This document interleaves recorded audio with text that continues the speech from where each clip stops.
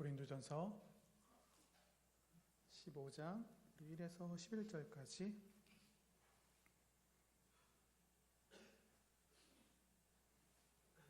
우리 교독으로 함께 읽겠습니다. 형제들아, 내가 너희에게 전한 복음을 너희에게 알게 하노니 이는 너희가 받은 것이요 또 그 가운데 선 것이라.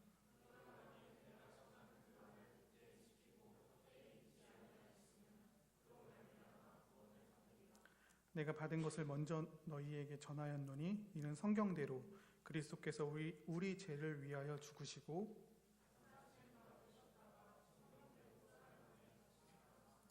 게바에게 보이시고 후에 12 제자에게와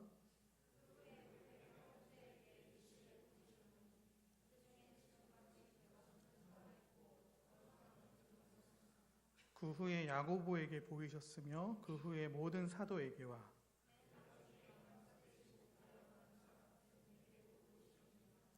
나는 사도 중에 가장 작은 자라. 나는 하나님의 교회를 박해하였으므로 사도라 칭함 받기를 감당하지 못할 자이니라.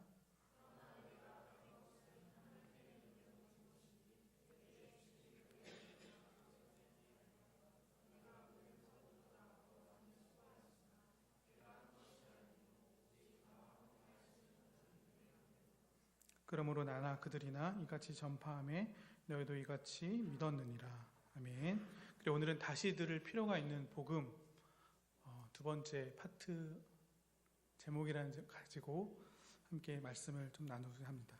약간 중간에 좀 끊겨갖고 좀 그렇긴 하지만요. 한 2주 전에 저와 함께 나눴던 말씀 생각해 보면은 어떤 것들을 좀 나눴었죠? 네, 그런 것들이 좀 있었죠. 근데 공부 잘하시는 분들 다 아시죠? 예습도 중요하지만 제일 중요한 거는 복습이라고. 그래서 설교도 이제 복습. 그래서 오늘 복습 설교, 새로운 장르를 만들어서 복습 설교를 한번. 근데 사실은 이게 바울이 잘했습니다. 우리 말씀 한번 띄워줄래요? 빌립보서 보면은 이렇게 말하죠. 뜨나요? 되나요? 안 뜨면 제가 읽어드릴게요. 빌립보서 3장 1절 보면은 끝으로 나의 형제들아 주 안에서 기뻐하라. 너희에게 같은 말을 쓰는 것이 내게는 수고로움이 없고 너희에게는 안전하리라. 그렇죠? 바울도 이미 말하고 있죠. 저도 수고롭지 않죠. 듣는 분들은 어떻죠? 안전한 거죠. 같은 말을 반복한다고 해서 이게 지겹거나 어려운 말들이 아니라 우리 안에 안전을 주는, 다시 한번 말한다면 복음에 대해서 다시 한번 강조하고 다시 한번 말하고 우리가 믿는 바를 다시 한번 점검하는 것들은 우리에게 안전한 거죠. 전하는 사람도 이제 수고롭지 않고 오히려 기쁨 가운데 나아갈 수가 있죠. 오늘 다시 한번요, 이 제목 가지고 함께 말씀을 좀 나눠보고자 합니다. 우리 제목과 같이 복음은 다시 들을 필요가 있죠. 어떤 면에서 그러냐면 복음이 갖고 있는 중요성 때문에 그렇죠. 우리 복음으로 말미암아 우리는 생명을 얻게 됩니다. 구원에 이르게 됩니다. 그렇기 때문에요, 복음의 중요성이 무시할 수가 없는 거죠. 왜냐하면 우리에게 주는 영생, 이것이 복음으로 말미암아 우리에게 주어지기 때문에 복음을 다시 한번 강조하고 듣는 것을 하는 것들은 수고롭지 않은 일이죠. 또한 뿐만 아니라 그 중요한 복음을 난 참으로 믿고 있는가 점검할 수 있기 때문에, 점검해야 되기 때문에 중요성을 갖고 확인하는 것은 귀한 일인 것이죠. 바울은 우리 지난번과 같이요, 고린도 교회에서 15장이 돼서야 다시 한번 또 얘기합니다. 어떻게 말하죠? 굳게 지키고 헛되이 믿지 아니하면 구원을 받는다. 뭘요? 복음을요. 복음은 이것들을 강조하고 있는, 바울은 이것들을 강조하고 있습니다.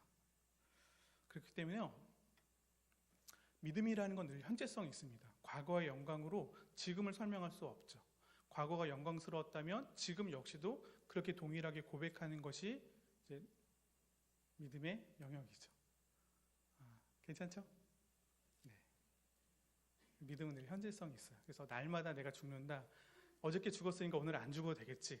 오늘 두 배로 죽고 내일은 안 죽어야지. 이럴 수 없고요. 날마다 현재성. 지금 이 자리에서 믿음으로서 살아가는 것이 우리 가운데 필요하죠. 이게 굳게 지키는 믿음의 한 영역이죠. 굳게 지키지 않는 분들은 어떻습니까? 과거에 난 이미 죽었기 때문에, 과거에 중고등부 때 이미 눈물, 콧물 다 쏟았기 때문에 할 수 있는 건 내가 다 쏟았어. 그러므로 지금은 적당히 하거나 과거만큼 하지 않아도 돼. 과거는 좀 감성적이었고 좀 덜 이성적이었기 때문에 지금 성숙해 보니, 철이 들고 나 보니 그렇게 하는 것은 좀 옛날 일이다 이렇게 생각하면서 여전히 열심을 내는 사람을 이상하게 보죠. 너는 그때도 그렇게 했는데 지금도 그렇게 하니? 아이고, 이러면서 막 나오는 태도들. 이런 사람들은 어떻습니까? 굳게 지키지 못하는 거죠. 과거에 은혜를 받았다면 그걸 굳게 지키고 지금 역시도 그 믿음대로 살아가는 것이 또 필요하죠. 두 번째는 어떤 믿음이었습니까? 헛되이 믿는 믿음이죠. 이건 어떻죠? 헛되이 믿는다는 거. 일단 믿음이 있으니까 좋은 건가요? 믿는다고 말하기 때문에 기쁜 건가요? 그렇지 않죠. 헛되이 믿는다라는 거는 결국엔 유익이 없는 믿음인 거죠. 열심히 믿는다고 말하지만은 결국에는 아무 유익이 없습니다. 난 열심히 하고 최선을 다했지만은 결과적으로 얻게 되는 것은 아무 소득이 없는 거죠. 구원받지 못하는 믿음입니다.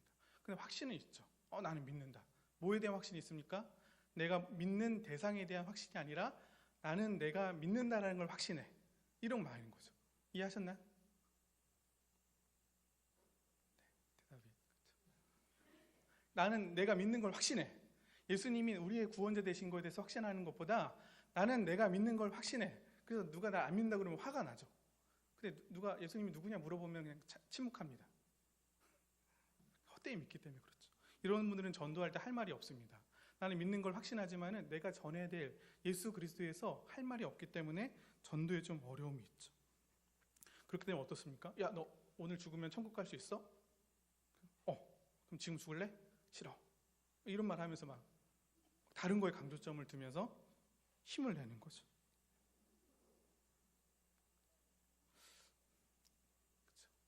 헛되이 믿지 않아야 될 것이고요. 굳게 지켜야 되는 것이죠. 그럼 우리는 좀 질문해 봐야 되겠죠. 왜 이러한 자들이 생깁니까? 왜 이러한 자들이 존재할까요? 복음을 알았고 들었을 텐 불구하고 왜 굳게 지키지 못하고 헛되이 믿게 되는 이런 사람들은 왜 그럴까요? 과거에 그랬다면 오늘 우리에게도 적용이 되죠.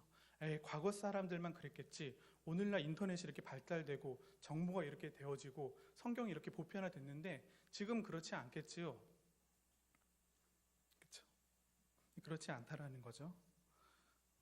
우리 로마서 말씀 한번 볼까요? 로마서 말씀 보면은 띄워줄 수 있을까요? 로마서 10장, 17절. 네, 어떻게 말하죠? 그러므로 같이 읽어볼까요? 시작.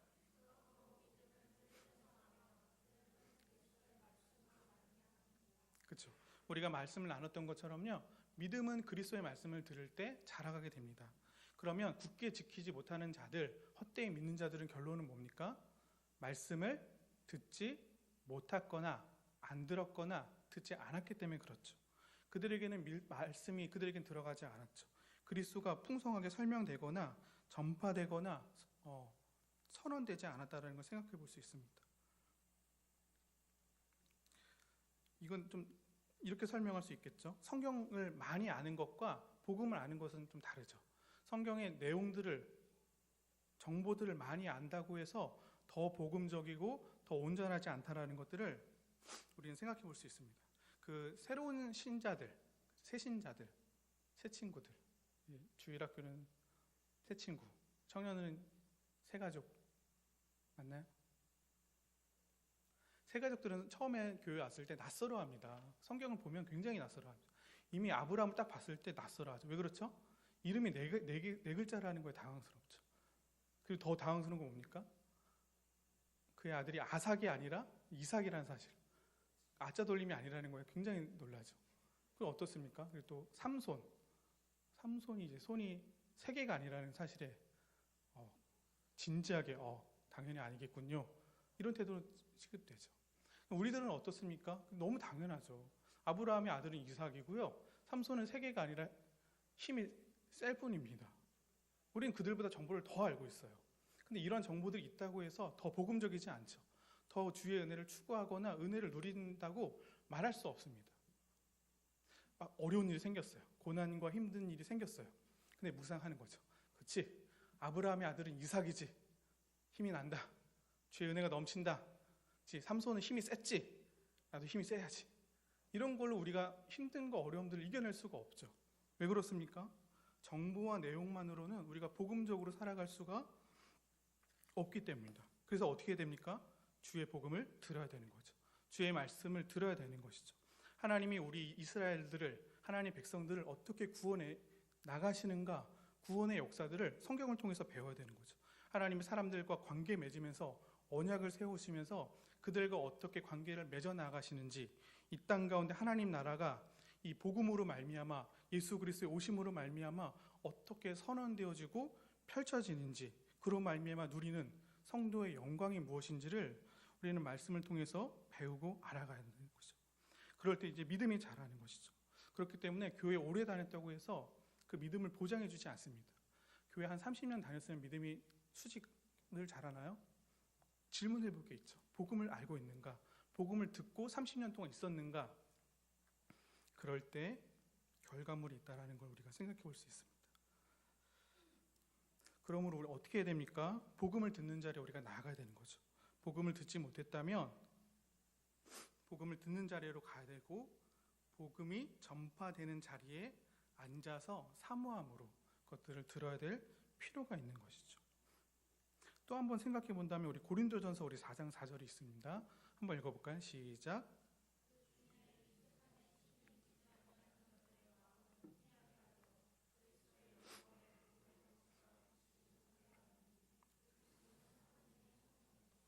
그렇죠. 어떻게 말합니까? 마음을 혼미하게 하여서 복음을 듣지 못하게 합니다. 복음을 듣지 못해서 믿음이 안 생겼을 뿐만 아니라 사단이 믿지 않는 자들 마음을 혼미하게 만들어서 복음에 집중하지 못하게 만들죠. 사단이 우리의 마음을 뒤집어 놓습니다. 복음을 들려고 할 때 마음을 뒤집어 놓습니다. 중요한 걸 중요하다고 말하지 못하고요, 귀한 것을 귀하다고 말하지 못하게 하죠. 홍길동도 아닌데 그런 말들을 막 하게 됩니다. 그 유명한 C.S. 루이스라는 사람이 있어요. 근데 그분이 한 책을 썼는데 그 한 이야기가 생각났어요. 어떤 내용이냐면 한 사람이요, 복음에 대해서 그리스도의 죽음과 부활과 진리에 대한 내용을 들었습니다. 근데 어떤 마음을 태도하냐면 진지하게 이걸 생각합니다. 죽음이 뭐지? 이 땅 가운데 삶의 목적이 뭐지? 막 이렇게 진지하게 생각하다가 사단이 딱 건드립니다. 어떻게 건드냐면 너 할 일 있잖아. 이따 점심 뭐 먹을 거야? 이따 일 많잖아. 근데 어떤 마음이 듭니까? 이건 너무 진지하고 중요한 내용이기 때문에 시간이 더 있을 때 나중에 결정해야 되겠다. 나중에 더 생각해야 되겠다. 이러면서 쑥 넘어갑니다. 그러니까 믿음이 자랄 수 있는 길을 그냥 놓쳐버리는 거죠. 지금의 어떤 일들, 과업들 이런 것으로 말미암아 중요한 것들을 놓치게 만들고 버리게 만들죠. 마가복음 6장에 보게 되면 예수님께서 고향에 돌아가십니다. 그 전에 놀라운 일을 행하셨었거든요. 막 군대 귀신을 내쫓고, 그리고 야이로따를 살리시고, 혈류병 여인을 고치시는 것들, 그 죽은 자를 살리시고 거룩하지 않은 자를 내치지 아니하시고 거룩한 자로 삼으시는 주의 영광스러운 일들이 마가복음 6장에 등장하는데, 그리고 나서 고향으로 돌아갑니다. 사람들이 어떻게 반응했을까요? 환호하고 열광하는 것이 아니라 예수님을 배척합니다. 왜 그랬을까요? 예수님에 대한 자기 인식이 있었던 거죠. 예수님은 그런 분이 아니라는 선입견, 오해들이 그들로 말미암아 예수님을 배척하게 만듭니다. 여러분, 예수님에 대해서 좀 무지하거나 그분에 대한 인지가 좀 덜하신가요? 그러면 나중에 좀 배우면 되겠지. 근데요, 정체되어 있지 않고요, 믿음은 반드시 자라지 않으면 후퇴하게 되는 거죠. 마을 사람들이 그랬죠. 더 이상 예수님에 대해서 생각하지 않고 더 이상 예수님이 누구신가에 대한 질문이 멈췄을 때 예수님을 그냥 마을 사람, 우리의 이웃으로 대하지 않고 배척하는 거죠. 그렇죠? 온전한 사람이 아니다. 그러면서 그 자리로 나아가게 되는 것이죠. 사단이 우리의 마음을 혼미하게 할 때 우리는 복음을 듣지 못할 것이고 믿음이 자라지 못할 것입니다. 세 번째 보면은 우리가 잘 알고 있는 그 네 가지 밭 비유, 마음밭 비유가 있죠. 우리 말씀 있는데 좀 길지만 그래도 한번 같이 읽어보겠습니다. 시작. 또 이와 같이 돌밭에 뿌려졌다는 것은 이들을 가리킴이니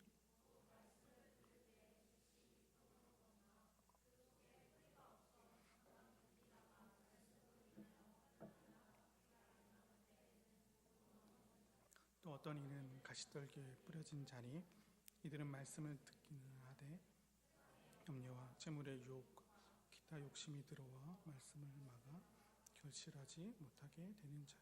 그렇죠? 우리 돌밭과 가시떨기를 좀 살펴보면 좋겠는데요. 본문 보면서 놀랍지 않습니까? 돌밭은 어떻게 그 말씀을 받아들이죠?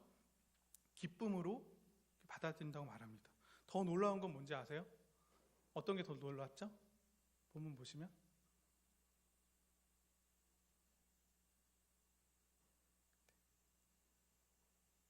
즉시 기쁨으로 받아들이는 건 이해할 수 있어요. 기쁠 수 있을 것 같아요. 근데 마음이 어때요? 즉시라는 거예요. 즉시. 주에 대한 말씀이 선포될 때 즉시 기뻐합니다. 그거에 대해 깜짝이야. 죄송합니다. 동의한다라는 것이고 거기에 마음이 쏟아지는 거예요. 아, 주의 말씀을 들으니까 기쁘다. 주의 말씀을 들으니까 행복하다. 이 마음이 즉시 나를 사로잡습니다. 근데 어떻습니까? 환난과 핍박과 어려움이 올 때 그걸 떠나게 된다는 거죠. 교회에 오는 게 너무 좋아요. 교회 오니까 난 찬양을 좋아하는구나. 교회 더 열심히 다녀야겠다. 워십 할 때도 있죠. 워십 좋구나. 이 지체들과 교제할 때 좋아합니다. 아, 지체들과 교제하니까 너무 좋다. 그러면 교회는 나와 잘 맞는구나. 교회 올 때 행복해. 교회 매주 나와야지. 한 번도 안 빠집니다. 근데 어려움과 환난이 닥칠 때 어떻게 됩니까? 찬양을 좋아하는 게 아니라 노래를 좋아했던 거였고, 지체들을 좋아한 게 아니라 함께 놀고 교제하는 게 좋았을 뿐이고, 설교를 좋아하는 줄 알았는데 오히려 강연을 좋아하는 스타일이었다는 거죠. 그래서 막 진실이 드러나는 거죠. 말씀을 기쁘게 받아들일 수 있고요. 그것들을 호응할 수 있습니다. 그러나 신자에게 주어진, 당연하게 주어지는 어려움과 박해가 있을 때 이러한 자들은 바로 떠나기 때문에 믿음이 자라지 않고 결실을 맺지 못한다라는 것을 또한 볼 수 있습니다. 가시떨기는 어떻습니까? 이들에게는 말씀을 듣지만은 이들에게 막는 건 뭐죠? 염려와 재물의 유혹이죠. 염려하는 것들. 그리스도를 믿지만 염려합니다. 이 땅의 주가 예수님인 것들을 인정하지 않는 거죠. 염려는 대놓고 짓는 죄죠. 하나님 우리를 다스리지 않는다는 것에 대한 불신, 그분의 능력에 대한 불신이 깔려 있는 것이죠. 재물의 유혹은 뭡니까? 돈과 하나님을 섬길 수 없다 그랬는데 돈을 하나님처럼 여기는 그런 마음들이 우리 가운데 올 때 열매 맺지 못하는 것이죠. 그러나 더 무서운 건 뭡니까? 더 무서운 건 뭐죠? 기타 욕심, 기타 등등. 그럼 여기 생각 드는 거죠. 목사님, 그럼 그것까지도요? 네, 그것까지도요. 이런 욕심도요? 네, 맞아요. 하나하나 다 나열할 수 없을 수많은 욕심들이 우리로 하여금 결실을 맺지 못하게 만든다는 것이죠. 그러나 우리가 잘 알고 있는 것처럼 좋은 밭은 어떻죠? 좋은 밭은 몇 배 열매를 맺습니까?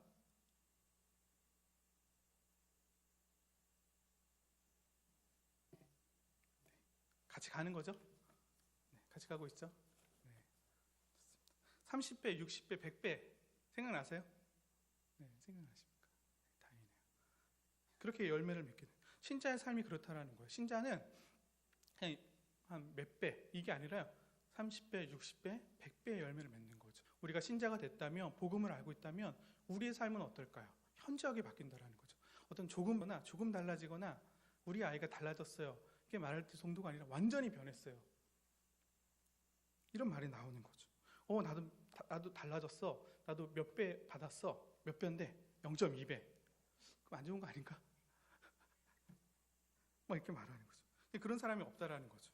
막 신자로서 이제 살아가는데 동료들에게 물어보는 거예요. 친구들에게 물어보는 거죠. 야, 너 이 사람이 신자인 거 알았어? 교회 다니는 사람인 줄 알았어? 그때 막 상대방이 당황해하죠. 교회 다녔었냐고. 그 당황해하는 걸 보면서 질문자가 더 당황해하죠. 이러면 안 되는데. 문제가 있는 거죠. 이러면. 그러므로 어떻습니까? 이 믿음을 점검해 봐야 되는 거죠. 우리의 믿음이 어떠한가? 우리는 참되게 서 있는가? 우리는 굳게 지키고 있는가? 헛되이 믿지 않고 바르게 믿어서 구원에 이르는 그 구원과 영생들을 누리고 있는가? 우리는 점검해 봐야 되고 생각해 봐야 되는 것이죠. 어떻게 점검할 수 있을까요? 점검하십시오. 네, 점검해야지. 근데 어떻게 점검하면 좋을까요? 어떻게? 두 가지 약간 좀 증거들이 있으면 좋겠죠. 첫 번째로는 객관적인 증거. 그렇죠? 내가 주님을 믿는다는 것에 대한 객관적인 증거가 필요할 것이고, 두 번째는 뭐가 있을까요? 객관성이 있으니까 주관성이 있는 거죠. 객관적인 건 어떻게 질문하면 좋으냐면요. 나는 무엇을 믿는가? 던지는 거죠. 나는 무엇을 믿는가? 나는 뭘 믿고 있는가? 나는 예수님에 대해서 뭘 고백하고 있는가를 아는 것이 필요하다라는 것이죠. 신앙생활하면 여러 가지 간증들이 많습니다. 하나님은 난 이렇게 경험했어. 나는 이런 하나님을 만났어. 각자가 다를 수도 있고요. 다양할 수도 있고 같을 수도 있습니다. 그러나 그거 말고요. 하나님이 인도하시는 거 말고 하나님 내 삶 가운데서 역사하신 거 말고요. 성경이 기록된 복음, 성경이 말하는 예수 그리스도는 누구인지에 대한 이해와 고백이 있느냐는 거죠. 그것이 객관성인 거죠. 내가 기여하지 않았고 내가 참여하지 않았고 내가 어떤 거에 쏟지 않았음에도 불구하고 완전한 타자이신 나와 상관없이 이미 2000년 전에 완성하시고 이루신 예수 그리스도의 사역과 그분의 인격이 뭔지 아는가를 이 객관적인 질문을 통하여서 대답해야 된다는 것이죠. 물론 이것을 대답하지 못한다고 해서 가짜 신앙 꼭 이렇게 말할 수는 없지만요. 이 예수님에 대한 혼란, 무지 이런 것이 예수님으로 하여금 박해하거나 믿음을 떠나게 만드는 요인이 될 수 있습니다. 그러므로 어떻습니까? 이 내용을 분명히 해야 되는 것이죠. 성경이 전하는 복음이 무엇인지를 확실하게 대답하고 설명할 수 있어야 되는 것이죠. 주관적인 질문은 뭡니까? 우리의 삶을 물어보는 거죠. 믿고 있다면, 그 예수를 알고 있다면 너의 삶은 어떠냐? 너의 삶은 어떻게 살아가고 있느냐? 이걸 던져야 되는 것이죠. 이렇게 살지 않는 분이 있어갖고 굳이 용어를 누가 만들었어요. 그냥 예수님 믿고 그대로 살면 될 텐데 믿는다고 말하는데 그렇게 안 살아요. 그래서 굳이 어떤 사람들이 이런 용어를 막 만드는 거예요. 실천적 무신론자. 그냥 살면 될 텐데 안 사셔갖고 이런 용어까지 굳이 만들어갖고 이렇게 지적하게 만듭니다. 이 사람들은 뭡니까? 믿는다고 말하는데요. 그의 삶은 별반 다르지 않죠. 믿는다고 말하지만은 불신자들과 거의 진배 없는 삶을 살아갑니다. 그래서 그 던지는 거죠. 나는 고난이 있을 때 어떻게 하는가? 나는 정말 대가를 지불하고인가? 나의 삶과 삶의 목적의 방향들이 정말로 달라졌는가? 우리 교회된 지체들을 정말로 한몸됨으로써 인정하고 사랑하며 그들과 하나 되어 나가는가? 그러니까 나의 삶을 점검해보고 물어보는 것이죠. 그럴 때 약간 좀 오해할 수 있습니다. 그러면 내가 예배 10분 전에 와야 되겠다. 그러면 참된 신자가 되겠지. 예배 시간에 지각하지 않고 떠들지 않고 다른 생각을 하지 않으면 되겠다. 그러면 되겠지. 그렇죠? 조심스럽게 더 말한다면 안 되는 거죠. 안 돼. 왜요? 복음으로 말미암아 우리는 믿음이 자라고 생기기 때문에 그렇습니다. 우리의 삶을 점검할 필요는 있지만요. 그걸 바꾼다고 해서 우리가 온전해지는 것이 아니라 어디로 돌아가야 됩니까? 복음으로 돌아가야 되는 것이죠. 다시 한번 우리를 세우시는 그리스도의 사역에 우리의 초점을 맞출 때 우리의 삶과 태도가 바뀌게 될 것입니다. 그래서 서론을 마치고 여기까지가 서론을 마치고 이제 본론으로 들어간다면 그럼 이제 복음이 무엇인지를 우리는 알아야 되는 것이죠. 우리를 삶을 바뀌고 변화시키고 온전케 하는 복음이 뭔지를 쭉 이제 함께 좀 말씀을 나누면 한번 로마서 말씀 한번 볼까요? 좀 길지만 같이 읽어볼게요. 시작. 예수 그리스도의 종 바울은 사도로 부르심을 받아 하나님의 복음을 위하여 특정함을 입었으니 이 복음은 하나님이 선지자들을 통하여 그의 아들에 관하여 성경에 미리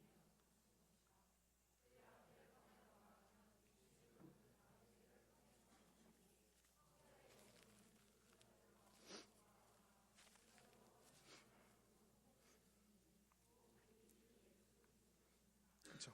로마서는 복음에 대해서 정확하게 얘기합니다. 이 복음은 말미에 곧 우리 주 예수 그리스도입니다. 그러니까 복음은 정말요 정확하게 얘기한다면 예수님에 관한 것이죠. 예수님이 행하신 일이 우리 가운데 복음이 되어집니다. 그분이 누구신가가 우리의 복음이죠. 그분이 이루신 사역이 우리에게 복음이 되어지는 것이죠. 예수님은 어떤 인격이십니까? 본문 통해서 말한다면 다윗의 혈통으로서 우리에게 오신 그리스도신 거죠. 또 어떻죠? 그분은 어떤 일을 행하셨습니까? 죽은 자 가운데서 부활하셔서 하나님의 아들, 주가 되셨다는 걸 선언하시는 거죠. 예수님의 이러한 주와 그리스도 되심, 예수님이 누구신지 어떤 일을 행하셨는가가 이 복음의 핵심적인 것이고, 이 십자가 복음 중심으로 성경을 보고 이해하는 것이 우리 가운데 중요하고 또 필요합니다. 지금 교사 혹시 안 하시는 분 있나요? 교사 안 주일학교 부서에서 교사 안 하시는 분들? 그렇군요. 합시다. 네, 하세요. 우리 주일학교 부서하면 그런 거 말하죠. 이렇게 천국을 어떻게 가는지. 이거 말 어떠세요? 하나님 믿으면 천국 갑니다. 맞습니까? 틀립니까?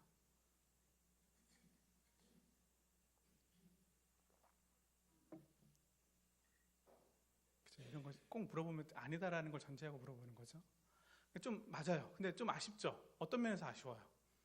그 하나님이 누구냐는 거예요. 하나님을 믿는 건 맞는데요. 그 하나님이 누구냐는 거예요. 이럴 때 어떻게 말합니까? 아까와 같이 예수 그리스도를 통해서 하나님을 설명해야 되는 거죠. 우리가 믿는 하나님은요, 우리를 구원하시기 위해서 예수 그리스도를 보내주시는 하나님입니다. 그냥 하나님이 아니에요. 그냥 하나님, 우리 하나님이 아닙니다. 우리 하나님은 어떤 하나님이죠? 우리 예수 그리스도의 아버지 하나님이 우리 하나님이신 거죠. 그래서 예수님을 향해서 어떻게 말합니까? 외아들, 그렇죠? 유일한 아들, 이런 말을 왜 씁니까?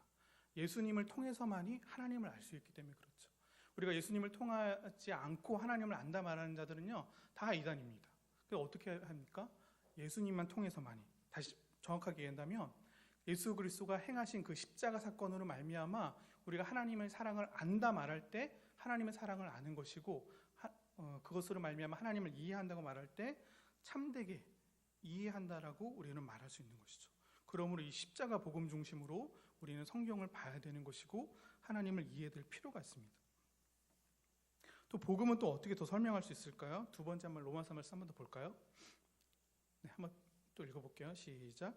내가 복음을 부끄러워하지 아니하노니 이 복음은 모든 믿는 자에게 구원을 주시는 하나님의 능력이 됨이라. 먼저는 유대인에게요 그리고 헬라인에게로다. 복음에는 하나님의 의가 나타나서 믿음으로 믿음에 이르게 하나니 기록된 바 오직 의인은 믿음으로 말미암아 살리라 함과 같으니라. 우리에게 주어진 이 십자가 복음과 우리는 그럼 어떻게 연결될까요? 복음이 예수님이 십자가 복음이라고 그랬죠. 그러면 그것이 우리 가운데 어떻게 연결될까요? 본문은 어떻게 그걸 설명합니까? 믿음이 그것을 우리와 연결시켜 준다 말하는 거죠. 다시 말한다면 이 십자가 복음의 공로, 이것이 믿음으로 말미암아 우리 가운데 주어졌다라는 것도 우리에게는 복음인 것이죠. 만약에 예수님이요 죽으셨어요. 그리고 선언하시죠. 자, 목성 갔다 오신 분들에게 이 십자가 은혜의 공로가 주어질 것입니다. 그러면 어떻습니까? 목동 말고요. 목성 아시죠? 우주에 있는 거 다 아시잖아요. 그럼 어떻게 말하더라? 목성만 가면 내가 구원받는구나. 목성만 구원받지? 그럼 여러분 희망과 소망입니까? 그렇지 않잖아요. 사실 절망이죠. 우리에게 제안을 하시지만은 우리에겐 불가능한 거기 때문에 복음이 아니라 오히려 저주죠. 아무리 예수님 십자가에 죽으셨다고 하더라도 거기에 어떤 조건을 내세운다면 우리에게는 복음이 아니라 저주인 것이죠. 근데 우리에게 주어진 복음은 뭡니까? 그 십자가의 공로가 믿음으로 주어진다는 거죠. 믿음. 이 믿음은 뭡니까? 그럴 때 우리의 행위와 그 십자가 복음에 우리의 어떤 행동을 기여하지 않더라도 거저주시는, 그래서 성경은 어떻게 말합니까? 믿음을 선물이라고 말하는 것이죠. 그냥 거저받는 거예요. 우리가 어떤 일을 행하지 않더라도 하나님의 은혜가 우리 가운데 주어져서 우리의 행동을 배제하고 우리의 행위를 인정하지 않고 되지 않는다라는 거죠. 그리고 믿음으로 우리 가운데 그 그리스도의 십자가 복음을 수용하게 만드는 것이 우리 가운데 이제 은혜인 것이죠. 근데 여러분 거저받았기 때문에 큰 기쁨이 우리 가운데 또 있죠. 장승백이 여기 가깝죠? 3번 출구 뭐 있는지 아세요? 모르시는군요. 저도 잘 모르는데 예를 들어서 거기서 누군가밖에 나눠준다고 생각해 봅시다. 장승백이 딱 나왔는데 누가 막 뭘 나눠줘요.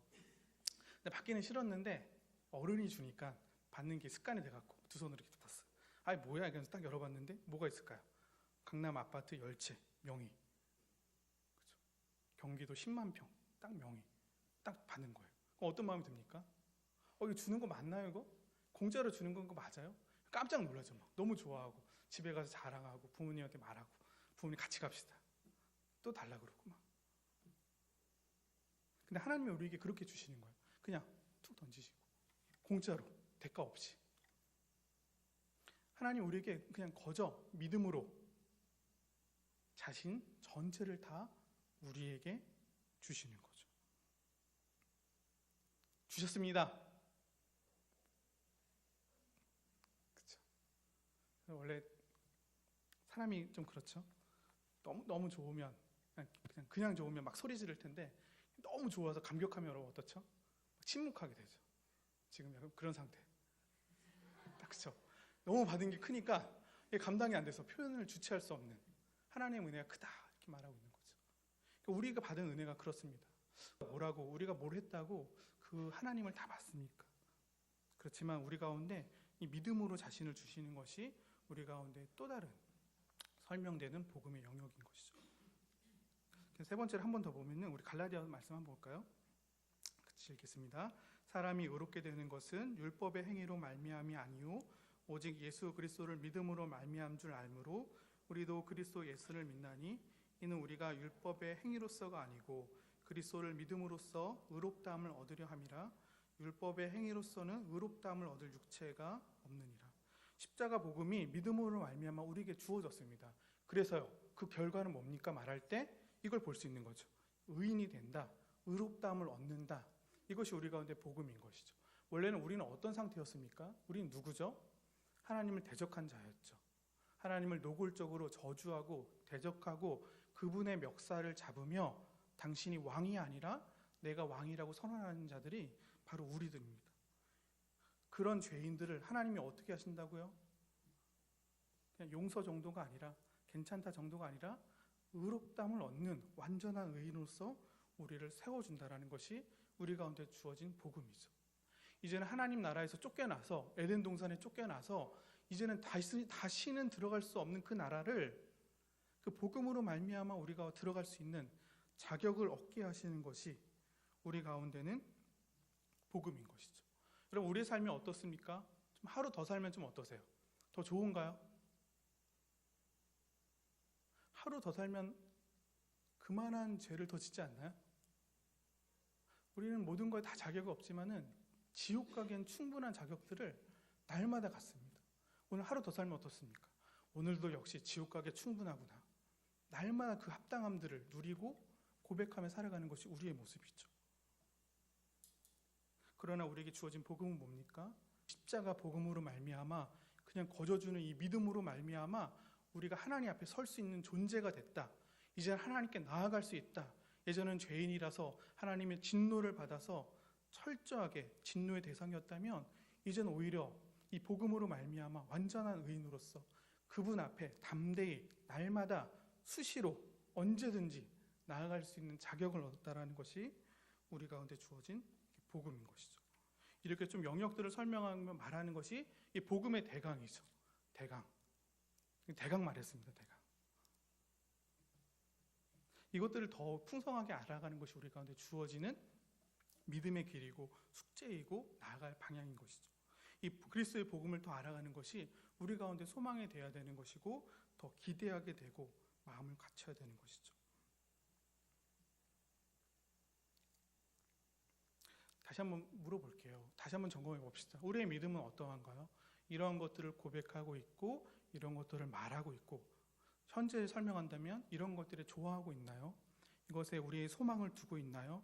우리의 기쁨을 두고 있나요? 우리의 믿음을 점검할 필요가 있는 것이고 우리의 믿음을 돌아볼 필요가 있는 것이죠. 우리 마지막으로 한 절만 마지막 말씀 볼게요. 우리 마가복음 한번 보겠습니다. 9장 23절 같이 읽겠습니다. 시작. 예수께서 이르시되